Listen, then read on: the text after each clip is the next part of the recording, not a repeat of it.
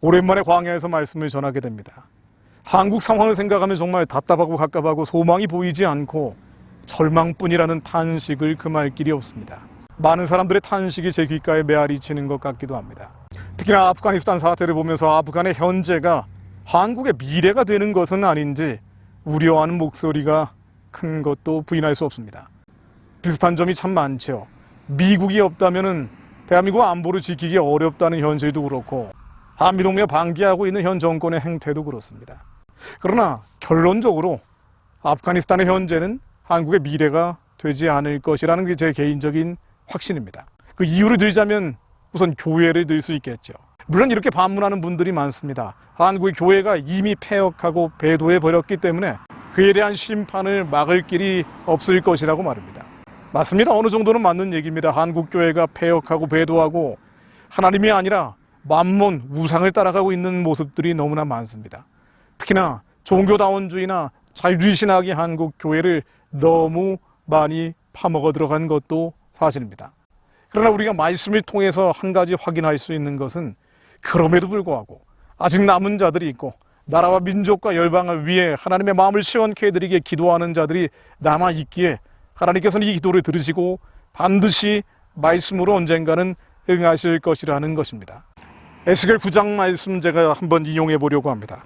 9장 4절로 여호와께서 이르시되 너는 예루살렘 성읍 중에 순행하여 그 가운데에서 행하는 모든 가증한 일로 말미암아 탄식하며 우는 자의 이마에 표를 그리라 하시고 탄식하여 우는 자의 이마에 표를 그리라 하시고 에스겔의 이 말씀은 당시 우상숭배가 심각했던 지금 한국과는 비교가 되지 않을 정도로 각양각색의 곤충과 짐승들을 벽에 그려놓고 장로들마저 하나님이 아니라 우상을 섬기던 바로 그때 심판의 칼날 앞에 선 유대 백성들에게 에스겔이 받았던 말씀입니다. 그런데 바로 그때 그 가증한 일로 말미암아 울며 탄식하는 자들이 있었습니다. 이것은 안 된다, 이래서는 안 된다. 전체 유대 백성들이 하나님을 떠나버리고 배도하고 폐역했지만 그럼에도 불구하고 남은 자들, 남아있는 자를 울며 탄식하는 자들이 있었다는 겁니다.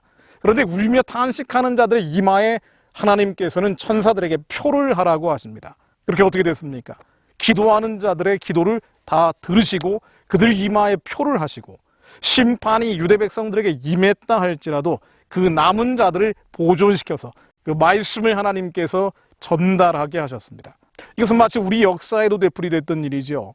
1945년 광복이 되고 북한 지역에 대부분의 한국 큰 교회들이 모여 있었습니다. 그런데 소련이 김일성과 함께 북한을 점령하고 교회를 핍박하기 시작했습니다. 그럼에도 불구하고 김일성 공산주의와 대적하며 밤마다 부흥해하는 교회들 참 많았습니다. 물론 핍박이 왔죠. 그런 목사님들 감옥에 갔습니다. 기독교인들이 폭행당하고 죽임당하기도 했습니다. 어떻게 됐습니까? 북한의 교회 지켜냈습니까? 아니요, 못 지켰습니다. 그렇게 싸웠는데도 불구하고 기도하며 울며 탄식했음에도 불구하고 북한의 교회는 멸절됐습니다. 그럼에도 불구하고 하나님은 그들 이마에 표를 하게 하셨습니다. 그들을 살리셨고 남한으로 내려오게 하셨습니다. 그리고 남한 교회의 부흥 주역이 되게 하셨습니다. 1945년, 1955년, 10년 사이에 남한 교회의 90%가 바로 이마에 표를 한 사람들, 김일성 공산주의 우상숭배의 가증한 일들로 인해 울며 탄식했던 그 사람들을 보존시켜서 남한으로 내려보내셨고요. 그 사람들을 통해 남한 교회를 부흥시키셨습니다. 지금 한국의 현실은 답답하고 갑갑하죠.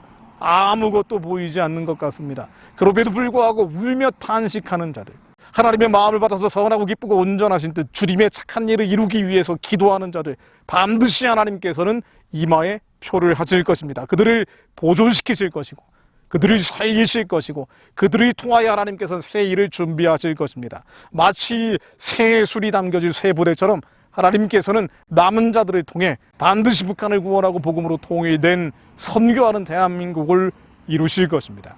마지막 때 종말의 때를 준비하는 순결한 신부들로 그들을 사용하실 것입니다. 지금 우리가 눈에 보이는 현실에 절망할 필요가 없는 이유가 바로 여기 있습니다. 하나님께서는 우리의 기도를 반드시 들으시고 보고 계십니다. 그리고 응답하실 것입니다. 우리의 시간과 하나님의 시간이 다를지라도 하나님께서는 언젠가 우리의 기도가 금향로에 차오르게 될 때 반드시 금향로를 뒤집으시고 한반도의 격변을 만들어내실 것입니다. 그러므로 말씀으로 기도합니다. 하나님, 이 말씀이 한반도 위에 한민족 가운데 응하게 하옵소서. 시편 34편 15절로 여호와의 눈은 의인을 향하시고 그의 귀는 그들의 부르짖음에 기울이시는도다. 여호와의 눈은 의인을 향하시고 그들의 부르짖음에, 의인들의 부르짖음에 반드시 주님께서는 듣고 보고 계심을 믿습니다. 22절로 악이 악인을 죽일 것이라 의인을 미워하는 자는 벌을 받으리로다. 악이 악인을 죽일 것이라 의인을 미워하는 자는 벌을 받으리로다. 하나님, 이 말씀이 한반도 위에 응하게 하옵소서. 하나님, 이 말씀이 내년 3월 치러지는 대통령 선거 가운데 응하게 하옵소서. 하나님, 이 말씀이 응하게 될 것을 믿습니다. 악이 악인을 죽일 것이라 하나님 말씀으로 응하여 주옵소서. 하나님, 이 말씀을 응하게 해주시어 악인들이 자신들이 파놓은 함정에 스스로 빠져 무너지게 하옵소서. 저는 몇 달 전부터 매일 30분씩 나라와 민족과 내년 대통령 선거를 놓고 구체적으로 몇몇 기도자분들과 함께 기도하고 있습니다. 기도야 매일같이 하는 것이겠습니다만은 작정해서 매일 30분씩 놓치지 않고 기도하는 것이 쉽지 않은 일입니다.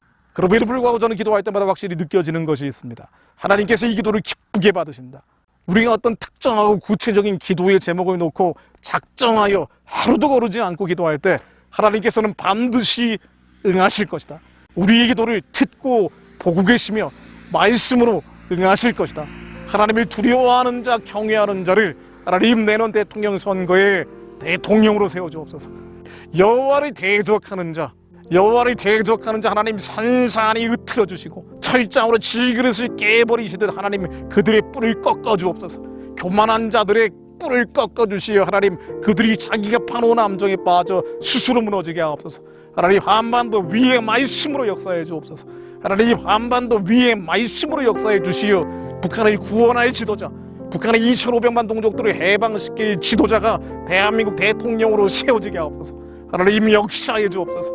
하나님, 없다 하는 자들 주님 그들이 스스로 파놓은 함정에 빠져 무너지게 하시고 악인들이 스스로 악으로 인해 무너지게 하옵소서. 주님 역사하실 것을 믿습니다. 예수 그리스도 이름으로 기도드립니다. 아멘.